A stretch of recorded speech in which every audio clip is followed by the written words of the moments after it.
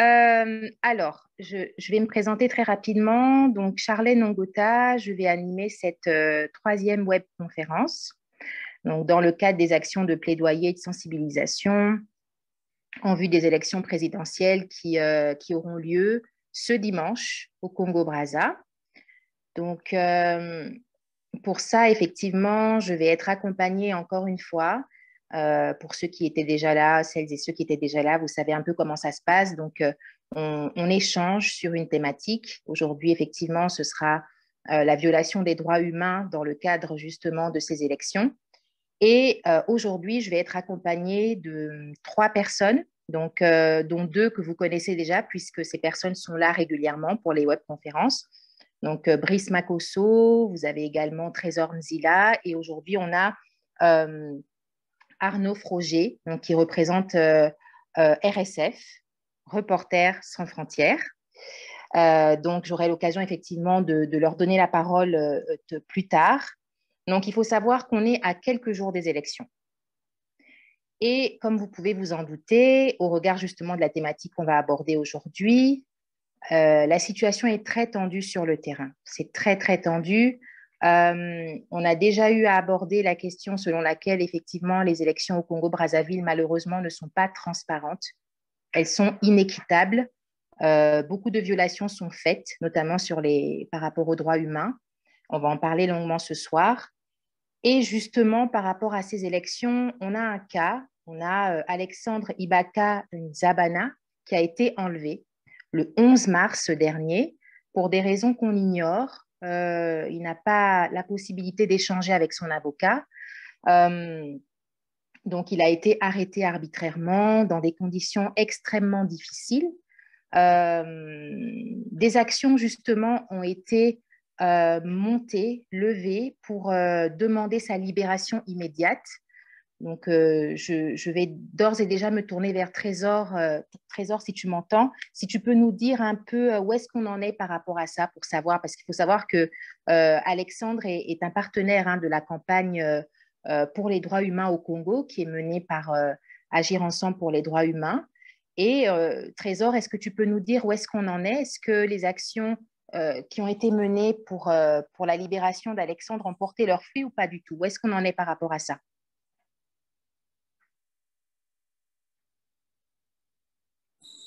Vous m'entendez? Oui, on Vous t'entend m'entendez? bien, oui. Bonjour Charlène, bonjour chers collègues, bonjour chers auditeurs, auditrices. Comme souligné Charlène, le docteur Alexandre Nzabana Ibaka est un partenaire dans le cadre de la campagne pour les droits humains au Congo. Donc, il a été enlevé chez lui tôt le matin le 11. Et jusqu'aujourd'hui, la situation n'a pas évolué positivement. Mais je peux dire que notre action collective a, a fait réagir le gouvernement parce que il n'eût été la pression médiatique du fait de l'appel urgent que nous avons publié. Oui. Le gouvernement congolais ne devrait pas s'exprimer sur ce dossier. D'ailleurs, il est rare, il est très rare que le gouvernement congolais s'exprime, donne une position lorsqu'un acteur de la société civile ou lorsque les acteurs de la société civile sont arrêtés. Nous découvrons, c'est au niveau de la justice, une fois que le dossier est transmis au niveau de la justice, c'est là que nous découvrons les motifs qui sont reprochés à X ou Y. Mais cette fois-ci, pour le docteur Nzabana Alex, le fait que nous nous sommes mobilisés autour de sa situation, ça fait très vite réagir le gouvernement. D'accord. Et donc le gouvernement a donné une justification qui pour nous n'est pas trop claire. Il est reproché au docteur Nzabana de vouloir renverser les institutions de la République et de saboter le processus électoral. D'accord. Ce sont des infractions extrêmement graves. Donc aujourd'hui, il reste détenu incommunicado. Donc personne n'a des nouvelles directes de lui. Son avocat, sa famille, ses proches, personne aujourd'hui n'est en mesure de nous dire qu'est-ce qui est devenu le docteur Zabana Ouaïbaka. Et cela nous fait, cela suscite beaucoup d'inquiétudes. Hein. Nous savons que la DGST, donc aujourd'hui, Centrale d'intelligence et de documentation, est un foyer de torture aussi. Hein. Nous avons documenté pas mal des cas de torture administrés au niveau de la DGST, pas mal de témoignages. Et le fait que nous restons sans nouvelles du docteur Alex, ça nous fait peur. Voilà oui, bien évidemment. Oui. Il est toujours en détention, toujours en détention, et nous sommes sans nouvelles de lui. D'accord. Donc, il n'a même pas accès à son avocat. Ok, on n'a vraiment aucune nouvelle de lui, en fait. On sait juste qu'il est détenu et les raisons ont été données par... D'accord. Très bien. Aucune nouvelle. L'avocat multiplie les tours tous les jours, mais ne parvient pas sans succès. À le voir et à obtenir des informations le concernant. Sans succès. Voilà. Ok, très bien.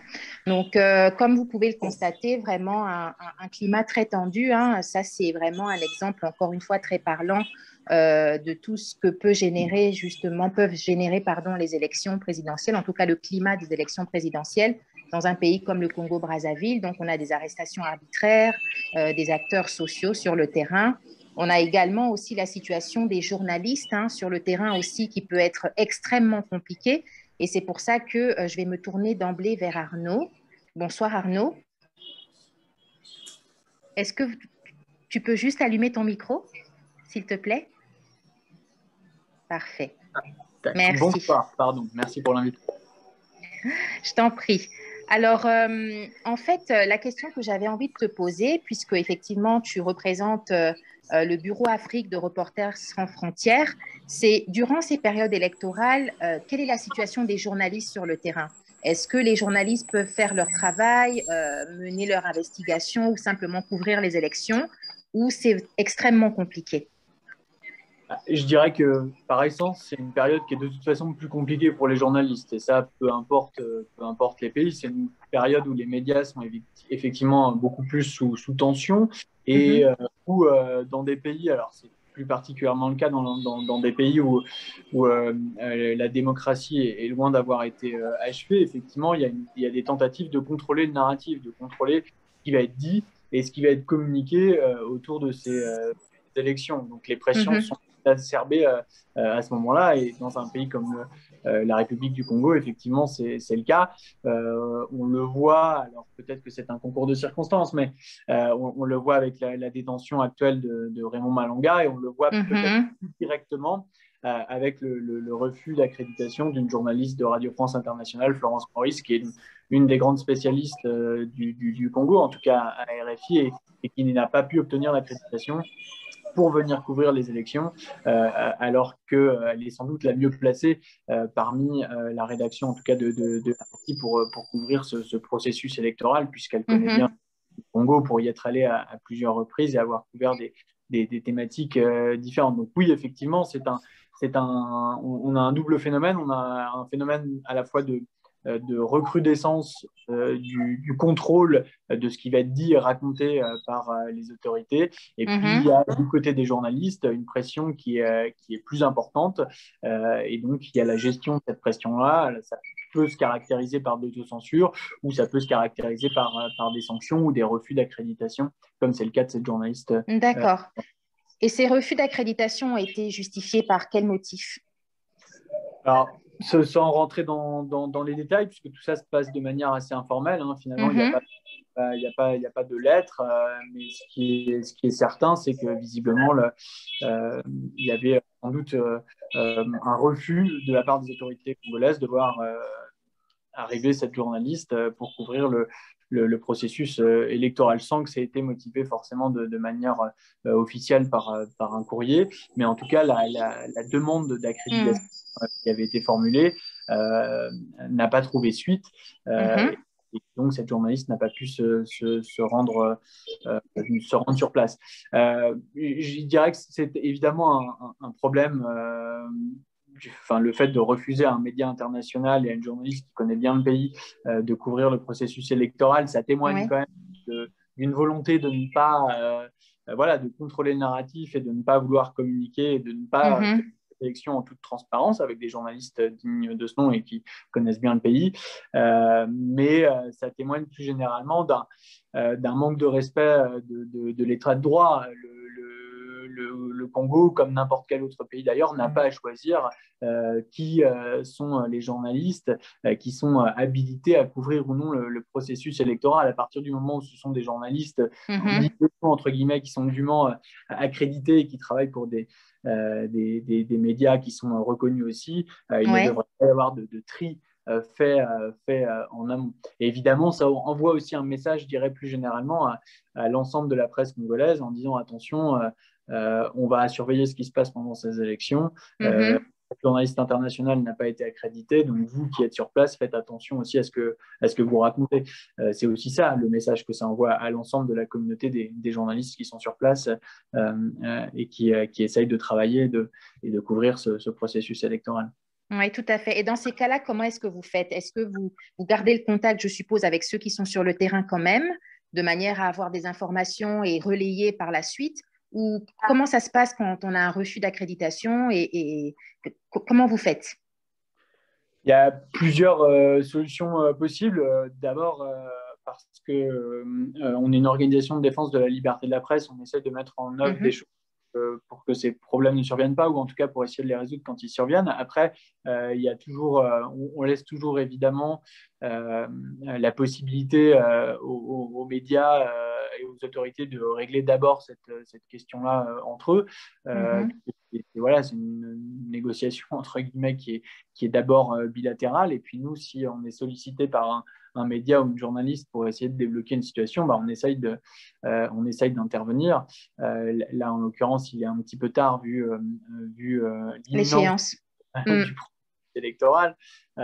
Mais en tous les cas, voilà, on essaye d'être là en appui, en support, pour faire en sorte que des informations de qualité soient produites de manière générale, et c'est encore plus important pendant les processus électoraux, et faire en sorte que les journalistes, qu'ils soient internationaux ou qu'ils soient locaux, puissent travailler dans de bonnes conditions. Et je ne voudrais pas non plus trop m'étendre sur la situation de cette journaliste de RFI, puisque certes c'est important, mais je rappelle qu'il y a quand même un journaliste congolais, Raymond Malanga, caricaturiste également, qui est incarcéré depuis le début du mois de février, qui lui est en prison, et son cas évidemment est encore plus préoccupant qu'une journaliste qui n'a pas pu recevoir d'accréditation, puisqu'il s'agit d'un cas d'arrestation arbitraire de journaliste en détention depuis le 2 février. Je rappelle qu'il a été arrêté suite à une plainte en diffamation par une famille qui a évidemment des liens très importants avec le pouvoir, et qu'il a été arrêté par des services de renseignement. Donc là, on est dans le pur étalage du non-respect de l'état de droit. Malheureusement dans ce pays, puisqu'on a utilisé des services de renseignement pour faire arrêter quelqu'un qui n'est poursuivi que pour de simples faits de diffamation. On le maintient en détention en dehors de toute procédure légale. Il n'est pas possible au Congo, dans l'état actuel du droit, de maintenir quelqu'un en détention pour des faits de diffamation, sauf dans des circonstances très particulières qui ne sont pas remplies pour l'occasion. Donc voilà, un mois et demi que ce journaliste est en détention pour rien, alors qu'il est malade, alors qu'il a été arrêté par des services de renseignement sur son lit d'hôpital le 2 février dernier. Donc voilà, ça contribue aussi évidemment, et encore à plus forte raison, à envoyer un message extrêmement glaçant à l'ensemble des journalistes congolais. Et puis je terminerai mon intervention pour dire que c'est pas la première fois. Malheureusement, les autorités congolaises n'en sont pas à leur coup d'essai, même si les arrestations de journalistes demeurent relativement rares. Lorsqu'elles surviennent, elles peuvent prendre des proportions extrêmement importantes. C'est le cas de ce journaliste qui est détenu pour rien depuis 1 mois et demi, mais on avait eu il y a quelques années déjà le cas de Guy Fortuné Bemba, qui était resté 18 mois en prison pour un simple article.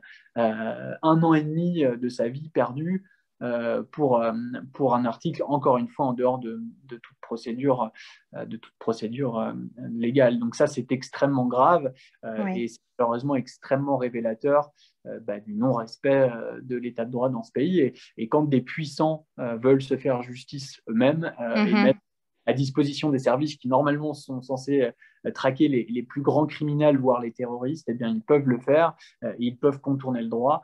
Et malheureusement, c'est ce qui est arrivé à Guy Fortuné Bemba il y a quelques années, c'est ce qui arrive à Raymond Malanga en ce moment. Oui, et à beaucoup d'autres, oui, effectivement. Donc, merci beaucoup en tout cas, Arnaud, pour ton intervention. Donc, effectivement, on est à 3 jours des élections. J'insiste là-dessus parce que c'est vraiment important de se rendre compte que la tension sur le terrain doit vraiment être très, très, très palpable, puisqu'on sait, pour avoir le souvenir de ce qui s'est passé en 2016, en 2015-2016, on a le souvenir de ce qui s'est passé, on sait effectivement dans quelles conditions les élections ont eu lieu. Et c'est pour ça que j'ai envie de demander à Brice Makosso, comment est-ce que est l'ambiance en ce moment au Congo-Brazza?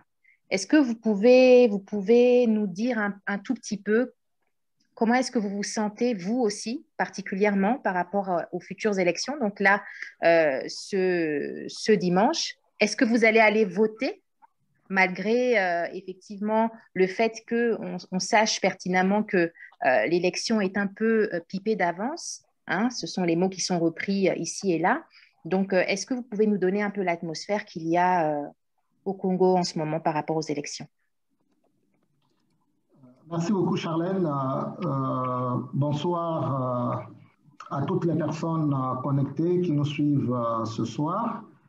Alors, à quelques jours de cette élection, je n'ai pas toujours ma carte d'électeur.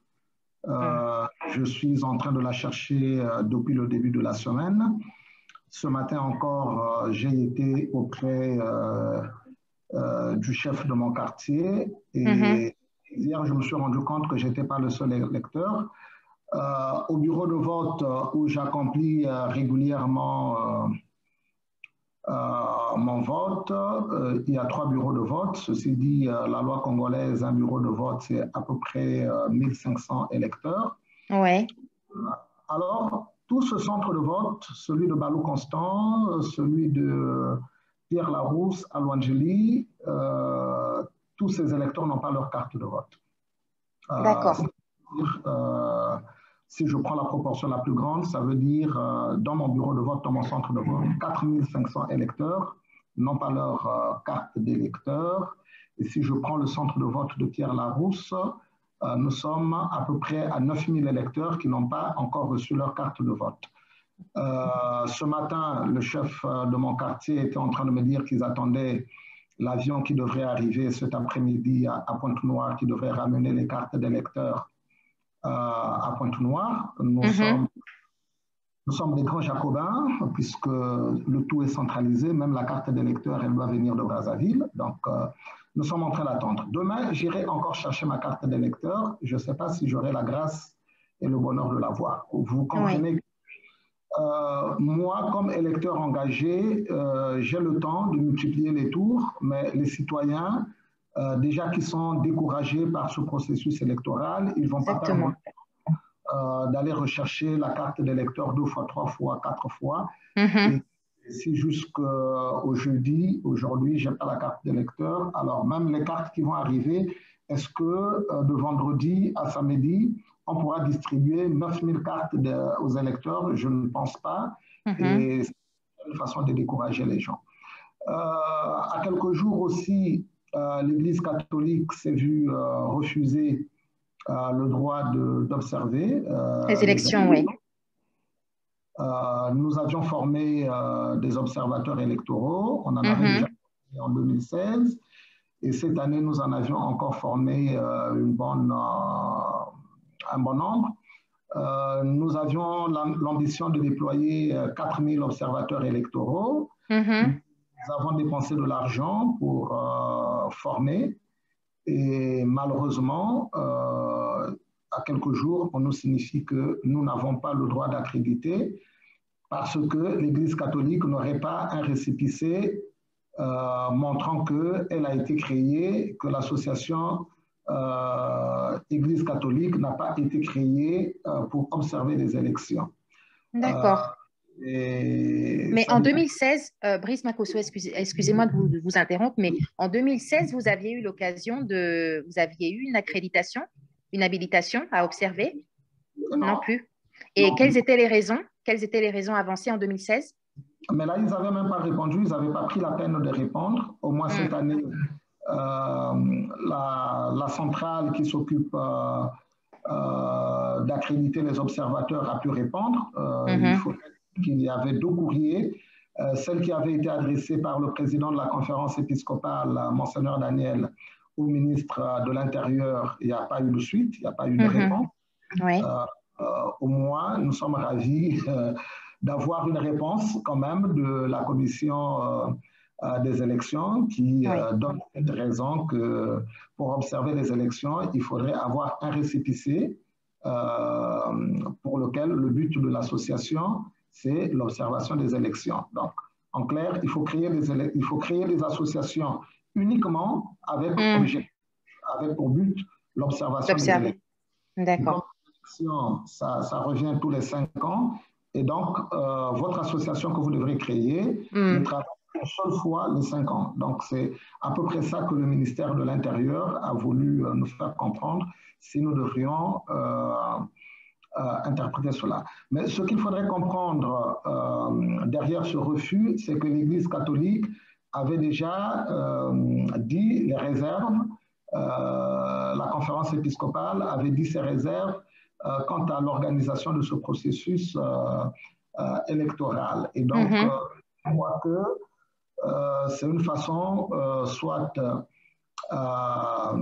de punir l'Église catholique qui veut mettre sa pierre à l'édifice de la démocratie, mais c'est une façon, je crois, de discréditer l'Église catholique. Ceci dit, c'est l'Église catholique qui avait fait la demande d'accréditation, mais même l'Église évangélique du Congo qui s'est associée avec l'Église catholique pour observer ces élections. Donc, on refuse aux 2 grandes confessions religieuses du pays le droit de participer à la vie citoyenne. Donc, c'est extrêmement grave en termes d'espace civique, en termes de participation des citoyens à la on prive des citoyens le droit de voir, le droit d'observer comment se passent les élections.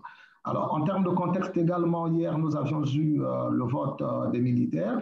Oui. Et à Pointe-Noire, les délégués des candidats qui ont pu observer dans les bureaux de vote, on se rend compte que dans certains bureaux de vote, on dépasse le nombre d'inscrits.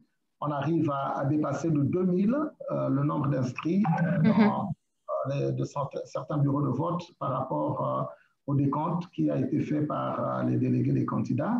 Et donc là, on est vraiment en plein dans le tripatouillage des élections en autorisant qu'il y ait des personnes qui ne sont pas identifiées comme étant des militaires de participer au scrutin des militaires. Et c'est très dommage que les militaires qui sont chargés, évidemment, enfin les forces de l'ordre, qui sont sous le drapeau, qui représentent l'intégrité de la nation, que les gens truquent des élections, que des non-militaires ou des non-policiers ou des non-gendarmes viennent voter à un scrutin des militaires. Je crois qu'on est en droit de s'interroger sur la direction qu'est en train de prendre ce pays. Si ceux qui sont chargés du maintien de l'ordre dans un pays ne prêchent pas par l'exemplarité et qui peuvent accepter que le vote des militaires soit une occasion de triche, c'est très dommage pour la République du Congo. Parce que ça s'est toujours passé comme ça pour les précédentes élections. Les militaires ont toujours voté avant, ou il y a toujours eu un vote des militaires. Est-ce que vous pouvez un peu nous aiguiller sur cette question-là? Et effectivement, beaucoup disent qu'il y a un risque que ces mêmes militaires votent une 2e fois en tant que civils. Est-ce que ça aussi, c'est une crainte que vous pouvez avoir, ou est-ce que c'est quelque chose qu'on ne peut pas véritablement affirmer? Ce n'est pas une simple crainte, c'est ce qui va se faire. C'est ce qui va se faire. Les militaires, ils vont voter également dimanche, comme tous les citoyens. Et ce qui est inquiétant, c'est que le président de la Commission nationale chargée des élections a pu dire dans un média public, un média international, lorsqu'on lui demandait combien de militaires allaient se présenter aux urnes, il a dit qu'ils étaient autour de 55 000 ou de 60 000, entre 55 000 et 60 000. Ceci veut dire que le président de la Commission nationale électorale lui-même ne maîtrise pas le fichier des électeurs militaires, puisqu'il est capable de nous donner le fichier exact, le nombre exact des militaires qui ont voté hier. Il a dit, je ne me souviens plus à quel média, entre 55 000 et 60 000. Et ça pose évidemment des problèmes. Lorsqu'on a le fichier électoral, il n'était pas maîtrisé. Le gouvernement a répondu pour dire que le fichier, ils avaient la maîtrise du fichier électoral. Mais lorsqu'on interroge le président de la commission, qui est incapable de dire le nombre exact des militaires, je crois que là, c'est révélateur. Oui, effectivement. Trésor, votre sentiment par rapport à ça? Par rapport aux élections du 21 mars, même question, le ressenti sur place par rapport à la population. Est-ce qu'on a un engouement? Est-ce qu'on a un désintérêt total à 3 jours des élections? Est-ce que vous avez reçu votre carte d'électeur? Est-ce que vous irez voter? Voilà, les mêmes questions pour vous aussi par rapport à ça.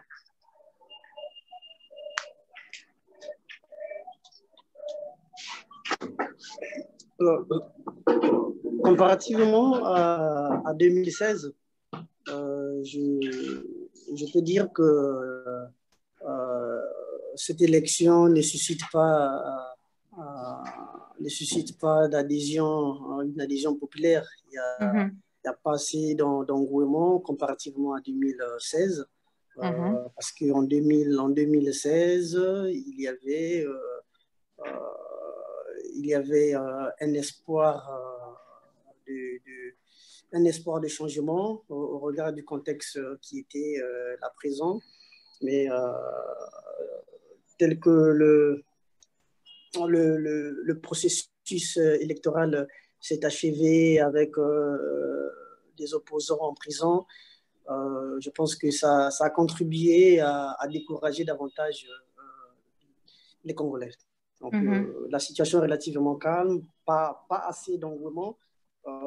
Espérant que dans les 24 heures qui vont suivre, peut-être que les candidats en compétition vont réussir à susciter plus d'intérêt. Mais actuellement, il y a très peu d'intérêt et il faut craindre qu'il y ait un fort taux d'abstention.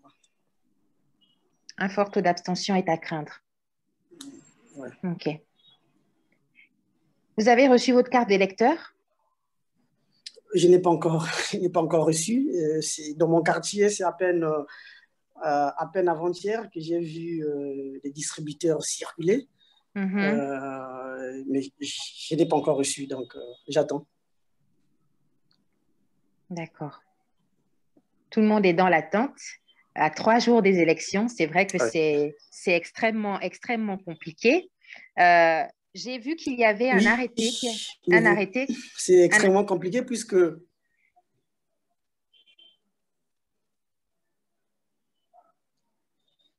Oui, je vous laisse poursuivre. Allô? Oui, on vous entend. Allô? Je n'ai pas saisi la question. J'expliquais que j'avais eu vent d'un arrêté qui avait été pris par le ministère de l'Intérieur congolais qui interdisait toute circulation le 21 mars prochain. Et je voulais justement avoir votre sentiment sur ça. Quel est votre sentiment, quel est votre avis par rapport à ça, quoi? C'est la question que je voulais poser. Ah, ok. Effectivement, nous avons vu cet arrêté circuler. Je l'ai même en face de moi, mais ça dit beaucoup de choses, hein, cet arrêté. le fait d'interdire la circulation automobile et de la restreindre à une catégorie spéciale des gens fait craindre le risque d'étouffer la manifestation de la vérité, parce que je ne vois pas les journalistes, par exemple, je ne vois pas les journalistes sur cette liste. Qu'est-ce que ça veut dire? Est-ce que les journalistes vont parcourir les grandes villes à pied? Est-ce qu'ils seront en mesure de couvrir assez... est-ce qu'ils auront une bonne couverture des élections? Oui. De l'élection? Je ne pense pas. Donc, c'est un arrêté qui vient limiter la capacité de certains acteurs à faire librement leur travail, quoi. Je ne vois pas vraiment un journaliste qui va faire le nord et le sud de Brazzaville, par exemple. Nous avons 9 arrondissements. Ça va être très difficile de couvrir toute la ville. Je prends principalement les grandes villes, hein, Brazzaville, par exemple. Ça va être très difficile pour les journalistes de faire de la couverture. Donc, cet arrêté vient vraiment contribuer au manque de transparence, quoi. Oui, attaché aux élections, attaché à la période électorale. Peur de quoi? Je me pose la question, pourquoi avoir peur? Je peux vous lire l'article 2 qui dit que l'interdiction relative à la circulation automobile, non, c'est l'article 4. Ces interdictions concernent également les équipes de campagne des différents candidats. Vous imaginez? Oui. Donc, on interdit même aux équipes des différents candidats la possibilité de circuler librement. Donc, on restreint la capacité de mobilité juste pour ne pas que les gens aient la possibilité de faire une bonne couverture. C'est très inquiétant. Oui, c'est d'autant plus inquiétant qu'il y a quand même des institutions judiciaires au Congo qui ne réagissent pas par rapport à ça. Je veux dire, c'est quand même inquiétant d'avoir effectivement ce genre d'arrêté qui peut potentiellement être attaqué et attaquable. Mais personne ne bouge, personne ne fait rien parce que tout est véritablement contrôlé et tout le monde est muselé, d'après ce que je comprends et d'après ce que j'en comprends. Si vous permettez que je prenne la parole à ce stade, en fait, tout a été pensé. Personne ne bouge parce qu'il n'y a aucun candidat qui apporte. Aucun candidat n'a saisi la justice pour n'a fait un recours pour attaquer cet arrêté. Ça, c'est un arrêté. Oui, ça, c'est un arrêté, en principe, que le candidat devrait attaquer en justice parce que ça restreint la possibilité des uns et des autres d'être opérationnels. Donc, ça, c'est un arrêté, en principe, qui devait être attaqué, mais personne ne s'intéresse à ça. Et ça concourt à la fraude. Je vous rappelle qu'il n'existe pas un protocole sur la sécurisation des bulletins des votes. Donc, d'un centre de vote à la centrale de compilation, il n'existe pas un protocole pour sécuriser les bulletins. Et les autres candidats ne sont pas impliqués. Donc, c'est une matière exclusivement réservée à la commission chargée d'organiser les élections dont nous connaissons la Constitution. Dont nous connaissons la Constitution, l'absence de neutralité, quoi. Donc, son côté partisan est très affecté. Le fait qu'il n'y a pas un protocole assez transparent sur la sécurisation des bulletins de vote, c'est inquiétant parce que les autres n'ont pas la possibilité de se mouvoir librement et à faire le suivi de l'acheminement des urnes au centre de compilation. Oui, tout à fait. Brice, vous vouliez réagir? Je voulais réagir en ajoutant que même le candidat, l'autorisation ne lui est donnée que de se déplacer de son domicile jusqu'aux urnes. Oui, oui. Le vote uniquement. Quand il a fini de voter, il doit rester chez lui. Il n'a pas le droit de bouger. Trésor parlait à l'instant des équipes de candidats qui normalement devraient avoir le droit de circuler, d'aller voir ce qui est en train de se passer, ainsi de suite. Alors moi, je m'attendais plutôt à ce qu'on nous sorte un autre arrêté aujourd'hui. Ce que j'attendais était celui qui devrait lever le couvre-feu. Parce que la loi électorale dit que le dépouillement, il est public et que les résultats sont affichés devant les bureaux de vote.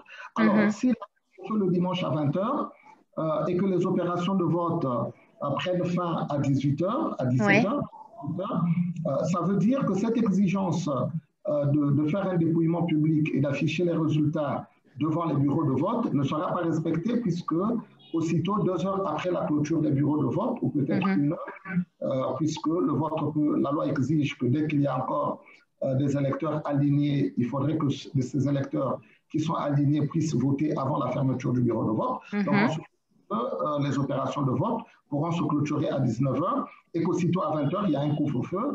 Et donc, le caractère public du dépouillement ne pourra pas être garanti. Donc, moi, je pensais que le ministre de l'Intérieur allait d'abord nous sortir un arrêté pour lever le couvre-feu, permettre aux citoyens de participer évidemment au dépouillement.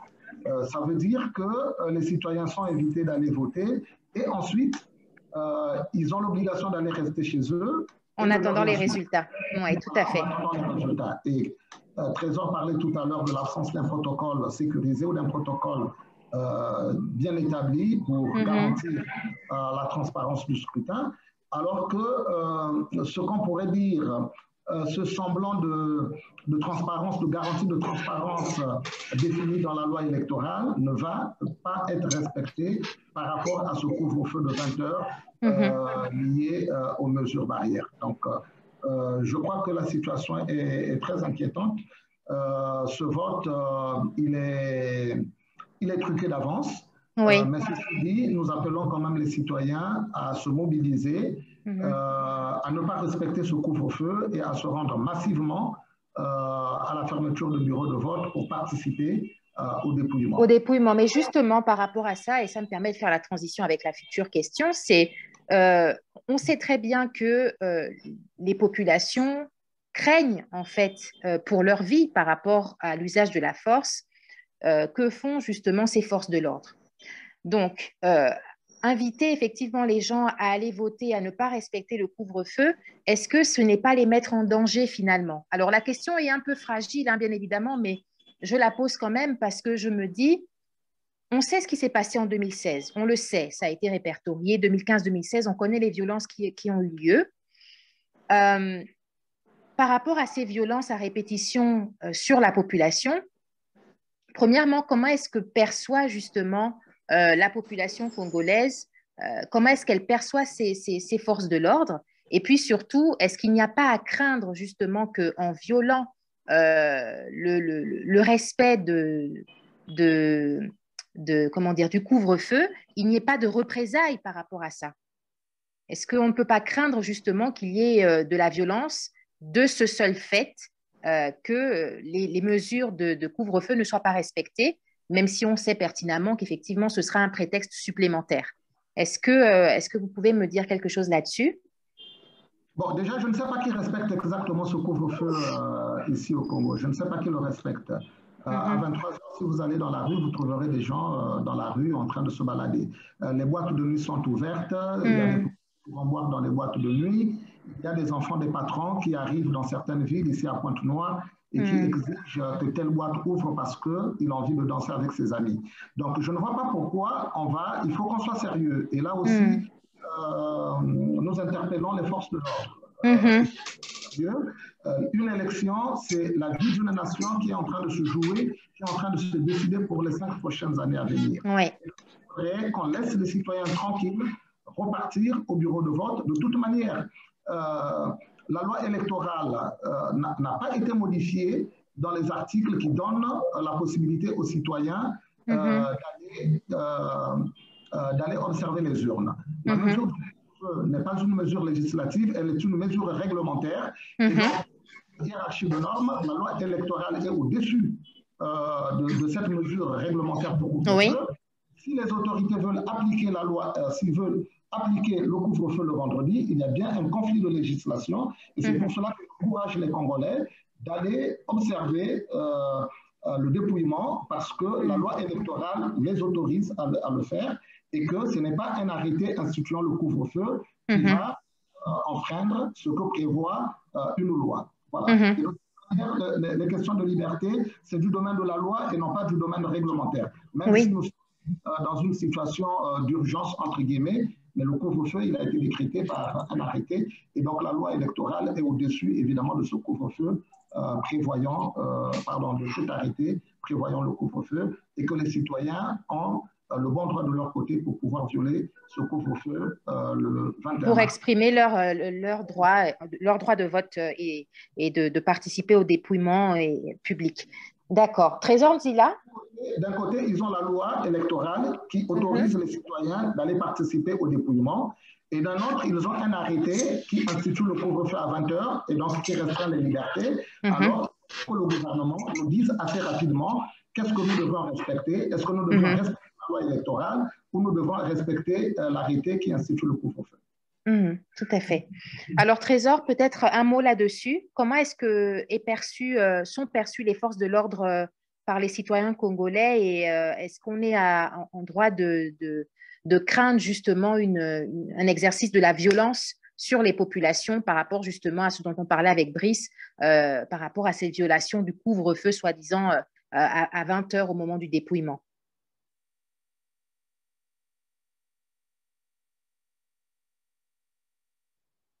Je ne sais pas si vous m'entendez. Trésor? Non? Bon. Visiblement, Trésor, je ne sais pas s'il est toujours présent ou pas. Ah si. Allô, allô? Ah oui, oui. Allô? Oui, tu nous entends? Je disais que de façon générale, oui, je vous entends très bien. Ok. Donc, nous avons une force publique qui n'est pas républicaine, qui n'est pas respectueuse des droits et libertés fondamentaux. Mais nous sommes quand même en face d'un événement majeur et que s'il y a un message, c'est de demander à la force publique de ne pas jouer un rôle négatif dans l'expression populaire, mais plutôt de sécuriser la population. Alors, lorsque je lis l'arrêté du ministre de l'Intérieur, l'arrêté dit que les activités sont suspendues entre 6 h et 18 h. Donc, l'heure de la fermeture des bureaux de vote, c'est 18 h. Alors, si on applique le couvre-feu, est-ce que c'est un couvre-feu qui va être sélectif? Parce que dans les bureaux de vote, vous aurez des équipes qui sont là, les membres des bureaux de vote ne vont pas quitter les bureaux de vote à 18 h, puisque les bureaux de vote ferment à 18 h. À 18 h, le temps de dépouiller, le temps de faire le dépouillement, tout ça, de consigner les procès-verbaux, l'heure du couvre-feu va les surprendre. Est-ce que ce couvre-feu touche une catégorie de la population et ne touche pas à une autre catégorie de la population? Et je pense que là, comme disait Brice, que la population, ceux qui sont en droit d'aller voter, ils n'ont qu'à aller voter jusqu'à faire de l'observation citoyenne, parce que c'est le seul moyen de concourir à la manifestation de la vérité dans les urnes. Parce que s'il n'y a pas de l'observation citoyenne après le vote, ça va être très compliqué pour d'autres candidats d'avoir des informations fiables issues des bureaux de vote. Donc, mais c'est vrai que c'est une force publique qui est instrumentalisée. Donc, à n'importe quel moment, si elle reçoit des ordres, de nature à mettre en difficulté des citoyens qui vont rester dans les centres de vote au-delà des 20 heures, elle passera à l'action. Donc, il faut craindre. Et c'est l'occasion d'interpeller la haute hiérarchie militaire, de s'assurer que la police, que la force publique joue un rôle neutre, qu'elle sécurise plutôt que de créer de l'insécurité. D'accord, très bien. Alors là, on est arrivé au temps de pause, on va dire. On va vous mettre une vidéo qui porte sur les faits préoccupants qu'il y a au Congo et qui ne doivent effectivement pas se reproduire. Donc, pendant ce temps de pause, je vous invite vraiment à poser vos questions dans le chat de manière à ce qu'on puisse les récupérer et qu'ensuite on puisse en débattre avec les deux intervenants que nous avons ce soir.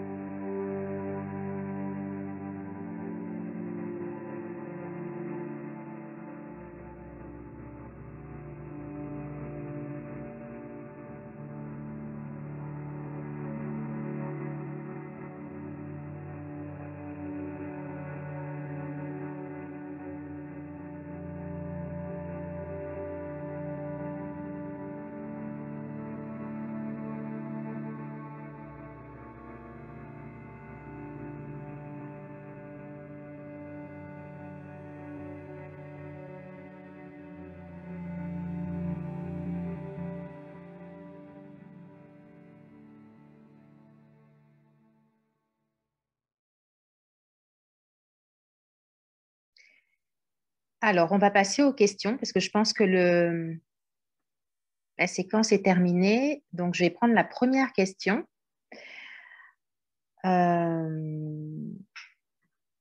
Alors, cette question est de Monsieur Constantin Kazembe. Donc, pourquoi ce refus? Donc, la question, c'est la suivante. Pourquoi ce refus délibéré de l'octroi de l'autorisation d'observer les élections aux ONG des droits de l'homme congolais? Donc ça, c'est le premier volet de la question. Et ensuite, il demande si le vote anticipé relève de la loi ou de la Constitution. Donc, je ne sais pas qui d'entre vous veut répondre à la première et deuxième question. Donc, première question, pourquoi ce refus délibéré, finalement, d'octroyer l'habilitation d'observer des élections à des ONG, finalement, qui sont sur le terrain? Et deuxième question, est-ce que le vote anticipé relève de la loi ou de la Constitution?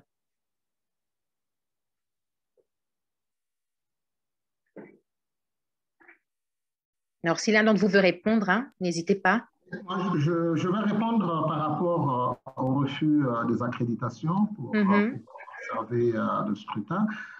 Je crois que le gouvernement congolais n'a pas intérêt qu'il y ait un témoignage sur ces élections.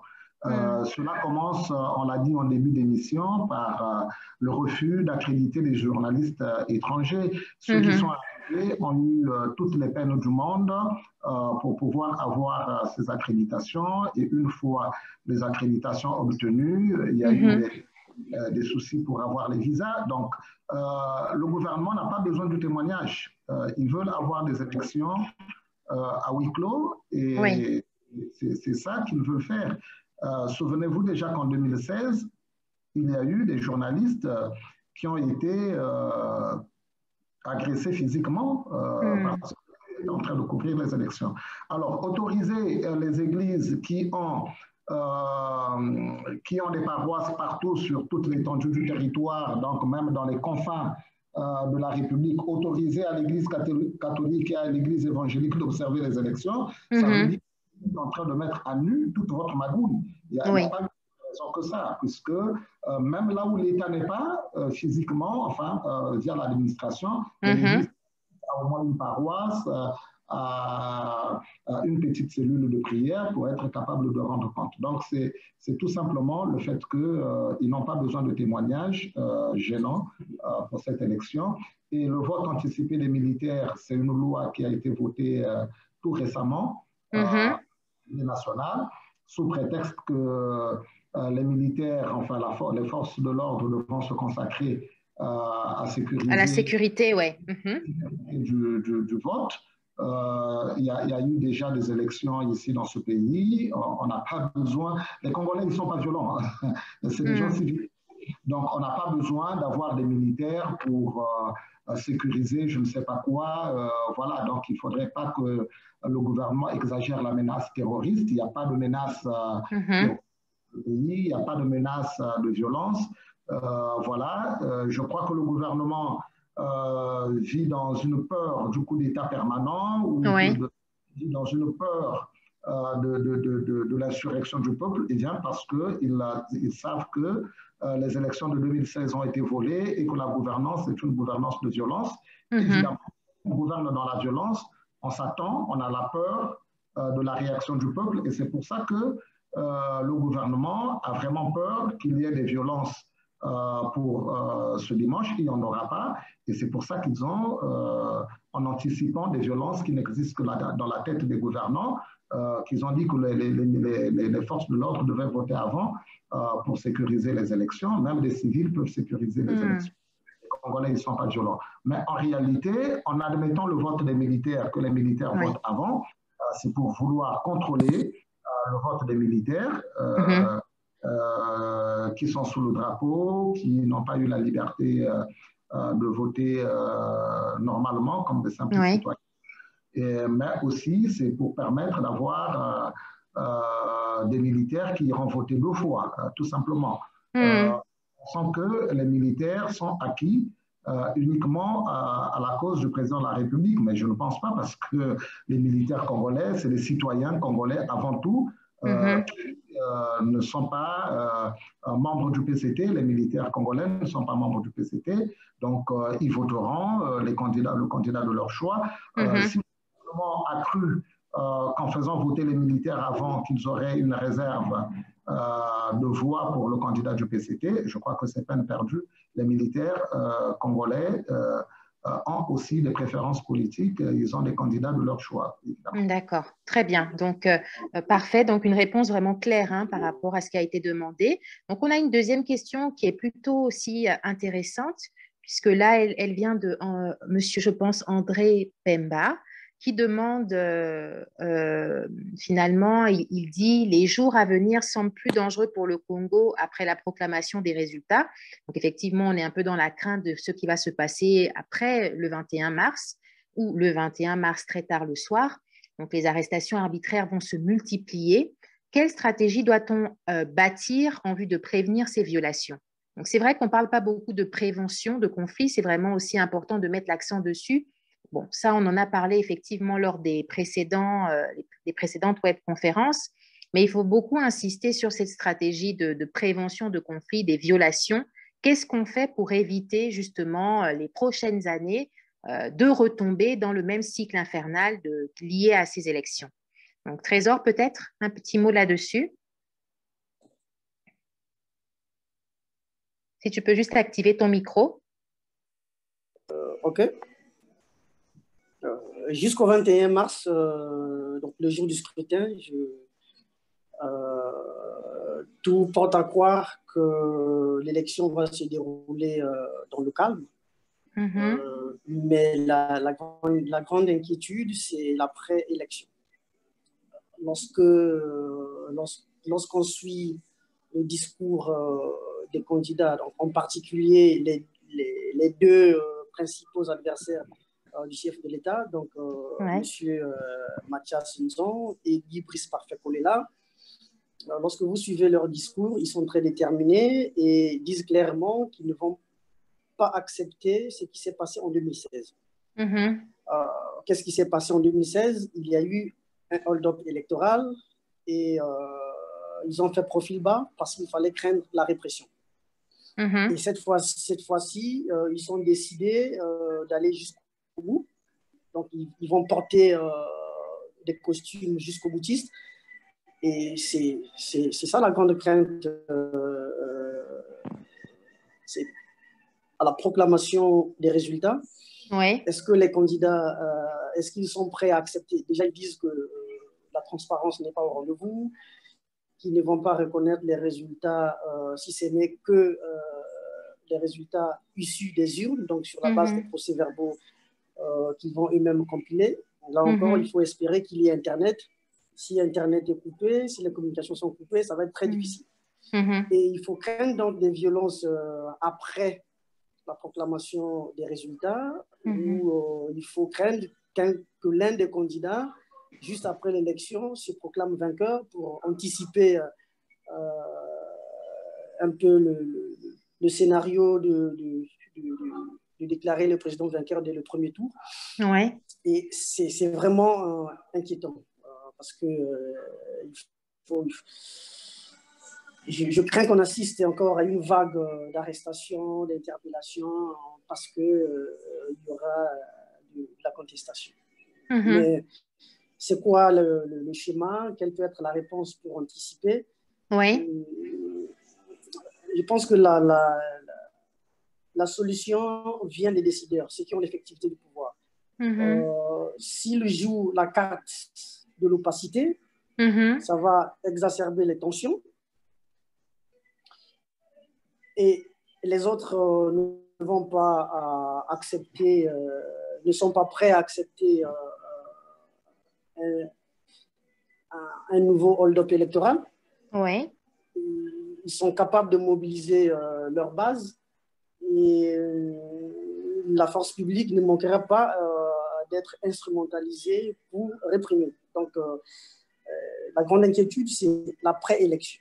Et la solution vient des décideurs. Si les décideurs, ceux qui ont l'effectivité du pouvoir, peuvent jouer la carte de l'apaisement, peuvent être du côté de la transparence, ce qui n'est pas gagné d'avance, puisque nous savons que le PCT est une machine, une grosse machine, et c'est lui qui certifie les résultats, c'est le ministre de l'Intérieur. Il est en même temps membre influent du parti au pouvoir, donc PCT. Donc, il est juge et parti. C'est son parti qui brigue un autre mandat. Et c'est encore son parti, par le truchement du ministre de l'Intérieur, qui certifie les résultats. Et je ne vois pas ce ministre de l'Intérieur être neutre. Déjà, son côté partisan ne fait l'objet d'aucun doute. Et ça, c'est un élément qui va alimenter la contestation après. Et il faut craindre à des débordements. Donc, les partenaires du gouvernement congolais qui sont présents sur le terrain, je vois les Nations Unies présents, pas pour observer, mais pour suivre un peu le processus. Ils doivent aussi jouer un rôle de persuasion du côté des autorités pour les dissuader à ne pas recourir à la violence, mais plutôt de garantir le droit de manifester pacifiquement en cas de contestation. Oui, tout à fait. Très bien. Troisième question, donc là on est vraiment sur un volet juridique. C'est une question qui consiste à demander finalement, y a-t-il assez de preuves pour instruire une action en justice, soit à la Cour européenne des droits de l'homme, soit à la CPI? Volet droits de l'homme. Un dossier à la CPI, je ne sais pas si en lien avec cette élection, je ne pense pas. Parce que la CPI, il faut rappeler que c'est une juridiction de dernier recours. Hein. Il faut privilégier les voies des recours internes. Ouais. Et quand les voies des recours internes n'ont pas abouti, à ce moment-là, on peut penser la CPI. Mais là encore, il faut avoir de la matière qui intéresse la CPI. La CPI ne s'intéresse pas à des petites affaires. Il faut que ce soit des grosses affaires suffisamment documentées. Mais justement, suffisamment documentées. Alors, juste Trésor, par rapport à ça, je veux dire, il n'y a jamais eu d'action en justice ou même de tentative d'action en justice au regard justement du refus, puisqu'il faut épuiser les voies internes comme tu l'expliques. Mais on voit bien qu'au niveau interne, c'est impossible. Donc, il y a forcément un refus automatique. Donc, à ce moment-là, le dossier peut être crédible au niveau international. Mais est-ce qu'il y a déjà eu un essai, une tentative? Est-ce que ça, au moins, on le sait ou pas? Oui, il y a beaucoup de tentatives au niveau de la CPI. Il y a même des actions engagées à la CPI dont nous ignorons. Mais nous avons connaissance de quelques affaires qui sont portées au niveau de la CPI. Mais il faut dire qu'il y a eu... c'est un pays où il y a régulièrement des cycles de violence. Par exemple, la guerre du pool. Il y a matière à crime contre l'humanité et crime de guerre dans le pool. Hormis le pool, il y a d'autres situations. Il y a énormément de violations des droits humains en République du Congo qui peuvent motiver à ce que les gens se tournent du côté de la CPI. Je ne pense pas que des requêtes puissent manquer du côté de la CPI. Mais justement, les opposants politiques ne pourraient pas s'en charger, parce que je pense qu'il y a une question aussi en ce sens. C'est finalement au niveau des opposants politiques, on a vu qu'il y a des arrêtés qui sont pris, mais il n'y a aucune réaction du camp adverse. Alors, est-ce que c'est parce qu'ils sont impuissants par rapport à la situation, ou c'est parce qu'ils ne maîtrisent absolument pas les outils juridiques, ou c'est parce qu'en fait, ils ne savent pas quoi faire, les opposants dans tout ça? Comment est-ce qu'on peut considérer ce mutisme, ce silence par rapport à toutes ces violations de droits sur le terrain? Comment ça s'explique? Je n'aurais pas une réponse objective, mais on peut émettre des hypothèses. Pourquoi les opposants ne s'activent pas à porter des dossiers au niveau des juridictions africaines ou onusiennes? Si, par exemple, au Gabon, suite à l'élection présidentielle passée, j'ai vu que les opposants ont engagé une action au niveau de la CPI. Tout à fait. Ils ont des conseils, des conseils et des avocats qui ont constitué des dossiers et qui ont amené au niveau de la CPI. Et on saisit d'autres juridictions. Mais en dehors de la CPI, il y a aussi des mécanismes sur la base de la compétence universelle. On peut saisir d'autres juridictions. On peut saisir des juridictions des pays occidentaux qui ont dans leur législation reconnu le principe de la compétence universelle. Tout ça, je me demande, est-ce que nos acteurs politiques ont connaissance de ces outils? Peut-être oui, mais c'est une question qui se pose. Ou de ne pas accorder d'intérêt à ci. C'est une question qui se pose, mais on ne sait pas pourquoi ils n'utilisent pas ces leviers. Est-ce qu'ils ont déjà utilisé sans qu'on le sache? Alors, Brice, peut-être que tu as des éléments sur ça? À ma connaissance, il faut faire un petit tour dans le passé. Il y a l'affaire des disparus du Beach qui a été portée devant les juridictions, que je crois le CDH suit très bien. Trésor l'a dit, il y a des opposants qui ont déposé les recours, ainsi de suite. Je crois que les procédures de la CPI, avant qu'une action ne soit déclarée recevable, il y a de l'instruction qui se fait. Donc, je crois qu'il faudrait attendre. Il y a pas mal d'initiatives des Congolais de la diaspora qui mènent ce genre d'initiative. Et donc, Certainement, il faudrait attendre que ces juridictions qui ont été saisies se prononcent sur la recevabilité ou pas des plaintes qui ont été portées à leur connaissance. D'accord, très bien. Bon, des actions peut-être qui sont menées à voir dans le futur, effectivement. Alors, quatrième question, y a-t-il des ambassadeurs au Congo qui protestent contre, je crois que c'est un peu dans la même lignée de la question précédente, contre ces atteintes aux droits humains? Alors, est-ce qu'il y a des ambassadeurs qui se sont déjà levés pour vraiment protester contre toutes ces atteintes aux droits humains au Congo? Pour dire quelque chose assez rapidement, il ne faut pas oublier que le Congo, c'est un pays pétrolier. Hein? C'est un pays pétrolier, c'est un pays riche. Je me souviens d'un diplomate au Quai d'Orsay qui nous disait qu'on ne parle pas de la même manière à un pauvre qu'à un riche. Ici, au Congo, je crois qu'on n'est pas sur la diplomatie des principes, on est sur la diplomatie des intérêts. Donc, vous ne verrez pas beaucoup d'ambassadeurs lever le petit doigt pour dénoncer les atteintes aux droits de l'homme ou bien pour dire voilà, il faut qu'il y ait le respect de la démocratie. Oui. Si je prends les diplomates européens, même à un niveau déjà un peu plus élevé de leur pays, on ne voit pas, par exemple, le président français prendre la parole pour dire qu'en Afrique, il faut arrêter avec le tripatouillage des constitutions ou des élections. Mais on peut quand même voir la diplomatie française. J'aime bien mes amis français, mais il faut qu'ils acceptent un peu la critique. Vous n'allez pas voir la diplomatie française hausser le ton vis-à-vis des dictatures africaines. En ce moment, faire le discours de la courtoisie, le discours des démarches, le discours... du politiquement correct. Voilà, du politiquement correct, alors qu'on peut blâmer le monsieur qui a truqué les élections là, à côté là, je ne sais pas comment on appelle ce pays là, à côté de la Russie là, on peut dire clairement qu'il a perdu les élections et qu'il doit partir. Voilà, et on peut dire à M. Maduro de partir. Lorsqu'il s'agit de ces pays-là, la diplomatie, les diplomates européens ne sont pas courtois. Mais lorsqu'il s'agit de l'Afrique et qu'il s'agit des violations des droits de l'homme en Afrique, on peut parler de courtoisie.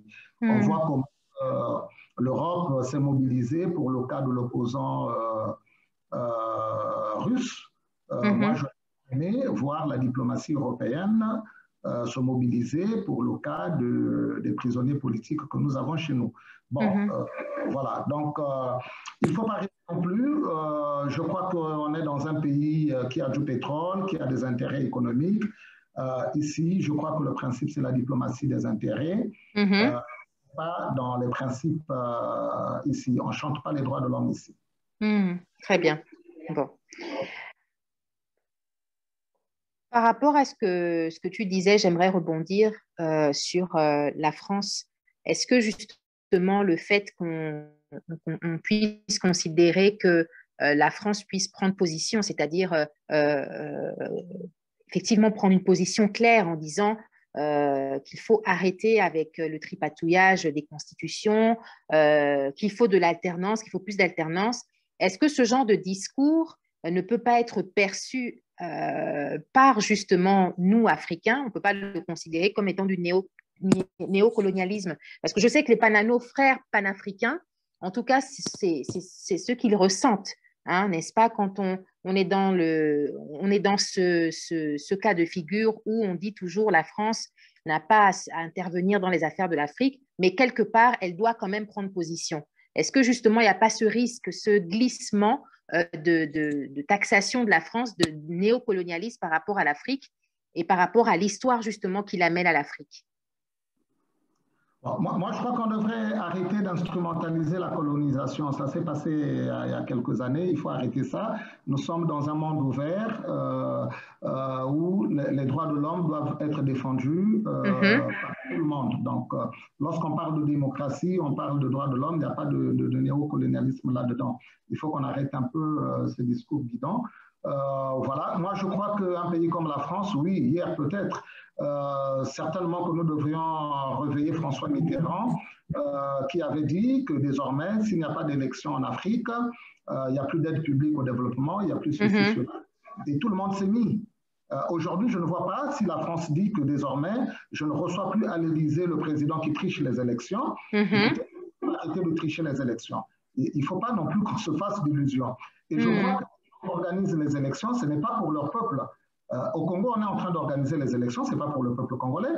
On est en train d'organiser les élections parce que le gouvernement veut se montrer aux yeux du monde comme étant un gouvernement propre, un gouvernement civilisé, capable d'organiser les élections. Mais ce n'est pas pour nous, ce n'est pas pour les Congolais qu'on organise ces élections. Si c'était pour les Congolais, on aurait respecté la souveraineté des Congolais, on respecterait le verdict des urnes. On continue à tricher les élections. Le gouvernement n'est pas obligé de les organiser, ces élections, finalement, puisque le peuple ne participe pas. C'est parce qu'on veut se donner, on veut donner un vernis démocratique. Bonne image, oui. On veut se donner, c'est pour de la com politique, on fait ces élections. Mais si les gens sont obligés de faire ces élections, eh bien, c'est parce qu'il y a la diplomatie au niveau international. Si on n'organise pas les élections, on ne va pas bien nous regarder, on sera mal vu, on ne sera pas bien reçu. C'est pour ça qu'ils organisent. Et c'est pour ça, évidemment, que les diplomaties, les nations démocratiques, les grandes démocraties, insister là-dessus pour dire oui, pour organiser les élections, mais on veut des élections propres. Et je pense que la communauté internationale s'est accoutumée un peu à dire bon, voilà, ils ont quand même fait l'effort d'organiser des élections, c'est-à-dire que nous, on a la capacité, les ressorts moraux et intellectuels pour organiser de bonnes élections en Afrique. On dit alors, on va quand même faire des efforts pour organiser les élections.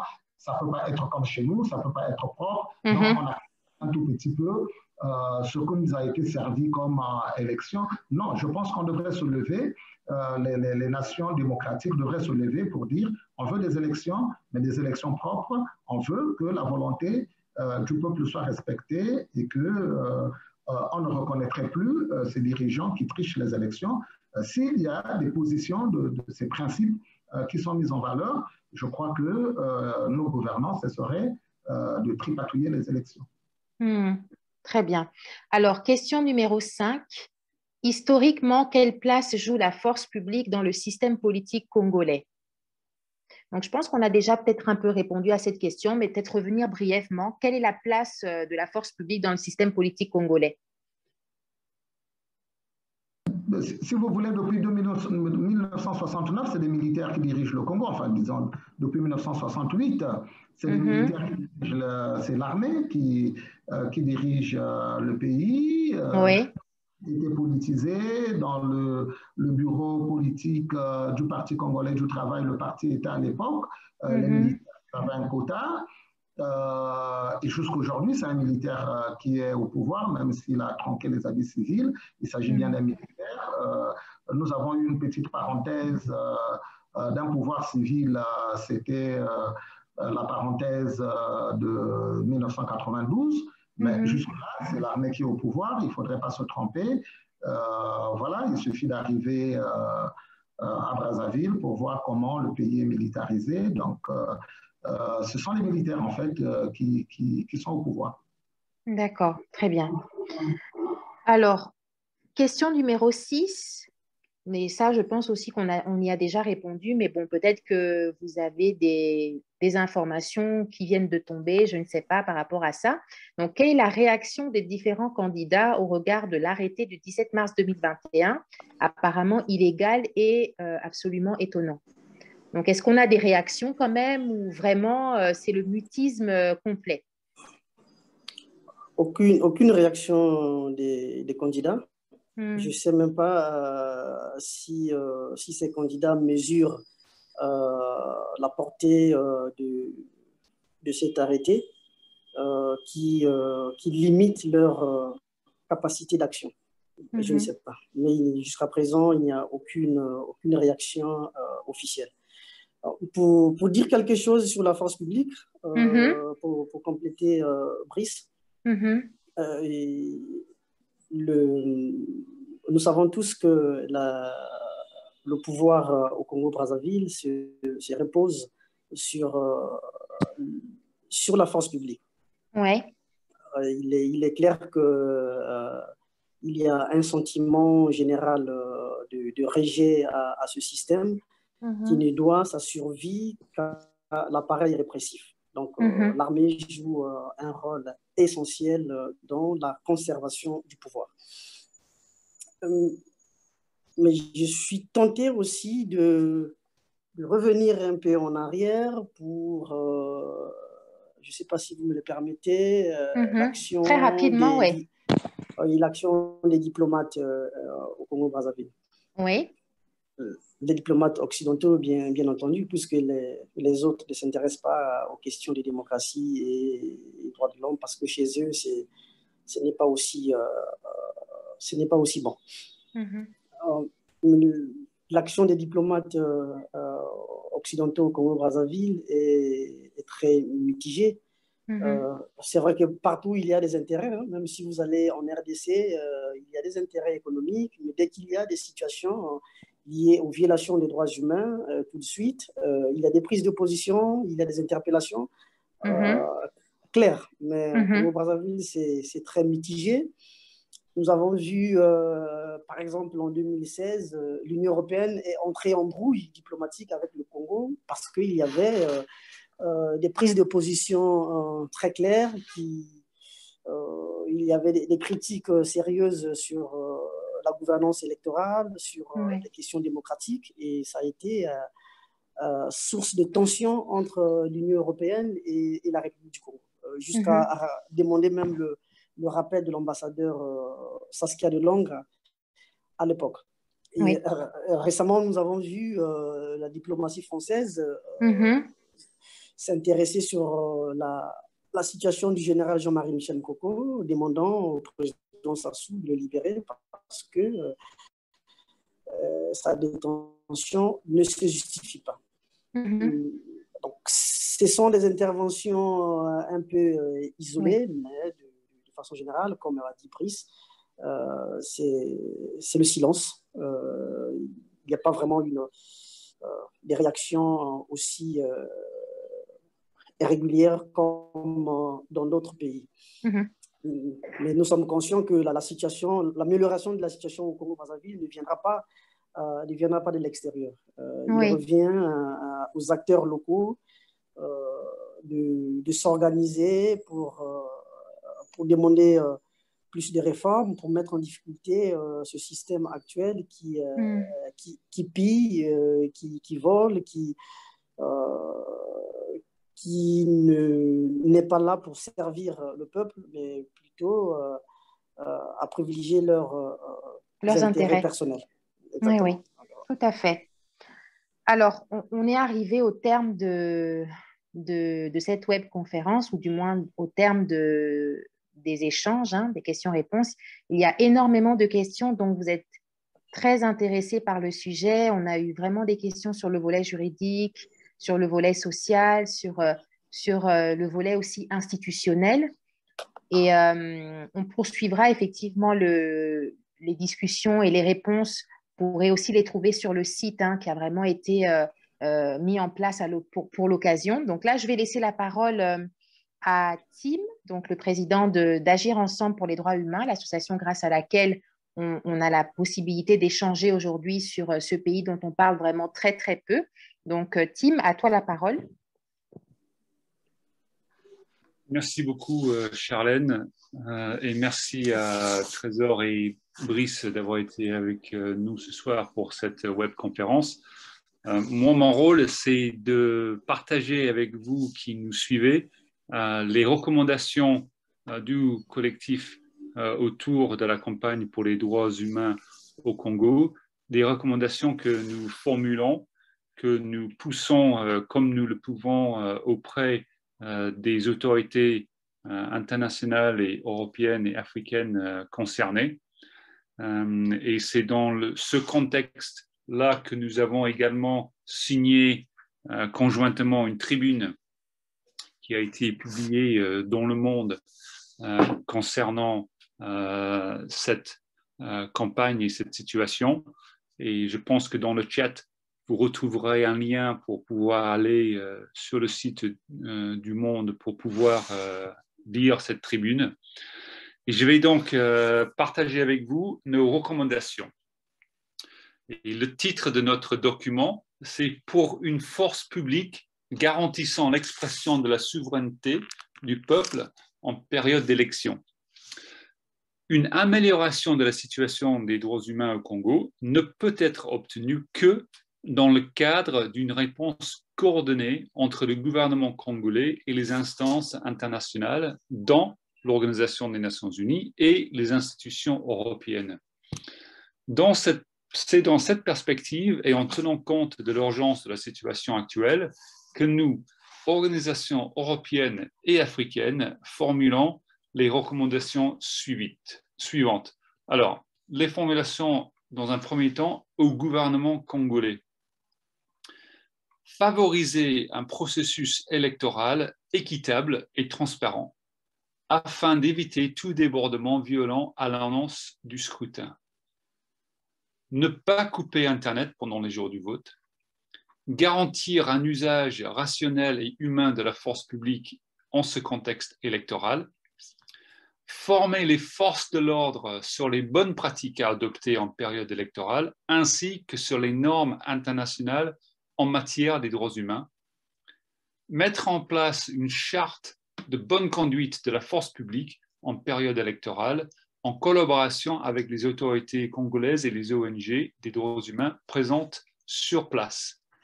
Créer un mécanisme d'alerte des violences électorales constitué de représentants des partis politiques, des membres de la force publique et des organisations de la société civile.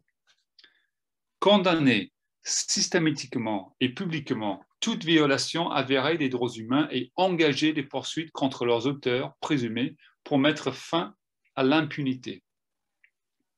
Indemniser les victimes des violations des droits humains et leurs familles.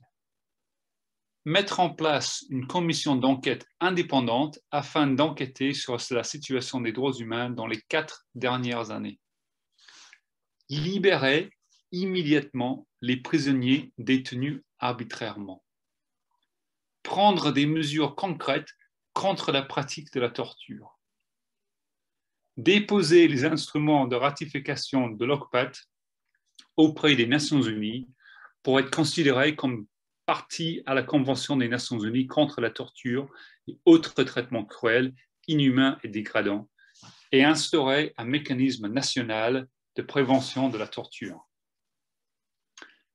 Et enfin, ratifier le traité sur le commerce des armes.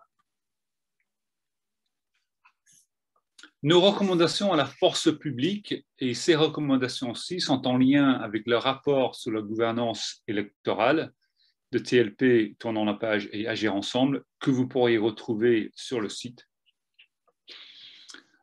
4 recommandations. Respecter les libertés individuelles et les droits humains des populations au cours des élections. Assurer la sécurité des personnes et des biens en période électorale. S'informer du cadre juridique relatif à la tenue des résultats des élections. Et enfin, s'abstenir d'être au service d'un parti politique ou d'un candidat. Donc, dans un deuxième temps, nos recommandations aux autorités africaines de l'ONU et de l'ONU. Il y en a 3. Appuyer la mise en place d'une commission d'enquête concernant les violations des droits humains lors de la précédente période électorale de 2015-2016, depuis cette date dans le pays et en particulier dans le département du Poul. Dénoncer la confiscation des libertés à l'approche des élections présidentielles de 2021. Augmenter le déploiement d'observateurs internationaux indépendants dans toutes les régions du pays et en amont des élections afin de documenter et de prévenir les violences. Et j'en terminerai avec les recommandations de notre collectif aux autorités françaises et européennes. Il y en a 3. Dénoncer la répression et les violations des droits humains au Congo. Intégrer un axe prioritaire dans la coopération au développement et un dialogue politique portant sur le rôle de la force publique congolaise dans le respect des droits humains et la prévention des violences électorales. Troisièmement, encourager le gouvernement congolais à ratifier la Convention des Nations Unies contre la torture et autres traitements cruels inhumains et dégradants, et le traité sur le commerce des armes. Voilà, ce sont nos recommandations, des mesures concrètes à chaque fois. Et puis, comme vous écoutez Brice et Trésor et vous vous rendez compte de la situation actuelle, vous vous dites que nous sommes peut-être une voie dans le désert, mais nous devons de continuer à frapper et à militer pour que les droits humains au Congo soient respectés. Merci d'avoir suivi la conférence de ce soir et je redonne la parole à Charlène. Merci Tim pour tes mots. Et effectivement, les élections au Congo ont lieu dimanche, pardon. Et tout ce qu'on peut espérer, c'est qu'elles se passent dans des conditions apaisées. Alors, effectivement, il est à craindre que les élections soient truquées, que le peuple congolais ne puisse pas véritablement exprimer son droit de vote encore une fois, ce qui crée de la frustration, ce qui crée aussi du ressentiment. Mais on reste positif, on espère vraiment que ça se passe dans des conditions apaisées. On se donne donc rendez-vous pour la prochaine webconférence, donc la dernière du coup, dans le cadre de cette campagne, qui aura lieu le 15 avril 2021, donc le 15 avril prochain à 18h30. Et là, pour le coup, on abordera la question de l'alternance démocratique. Et je trouve que ce sera vraiment à propos parce qu'on aura déjà les résultats finalement de ce qui se sera déroulé au Congo et on verra un peu vers quoi on tend, vers quoi on va. Et par ailleurs, vous savez pertinemment également qu'on a un cycle de podcasts que j'anime autour justement des différentes thématiques qu'on aborde en webconférence, mais on va un peu plus loin. Donc ce soir sur couleurfm.com, je pense que c'est Couleur FM, le nom de la station radio, et sinon sur Internet, vous pouvez les retrouver sur couleurfm.com. Vous avez la possibilité d'écouter le podcast numéro 2 que j'anime avec Marcus Kissa, qui nous donne un peu son sentiment sur le rôle de la diaspora dans cette période électorale et surtout aussi sur la démocratie au Congo. Donc, je n'ai plus qu'à vous souhaiter une belle soirée. Restez connectés par rapport à ce qui va se passer au Congo, parce qu'encore une fois, c'est un pays dont on parle très peu et on sait que dans cette région, notamment en Afrique centrale, les élections et l'alternance sont des périodes très complexes, très compliquées. Donc, vraiment, documentez-vous sur cette question. Essayez aussi de répondre aux questions qui ont été posées, allez chercher les réponses, parce que ça aussi, c'est important, pour vous documenter, pour pouvoir aussi être force de proposition à votre niveau. Et puis, je vous souhaite de passer une super soirée et on se dit à la prochaine. Merci à tous. Merci Charlène, merci à tout le monde.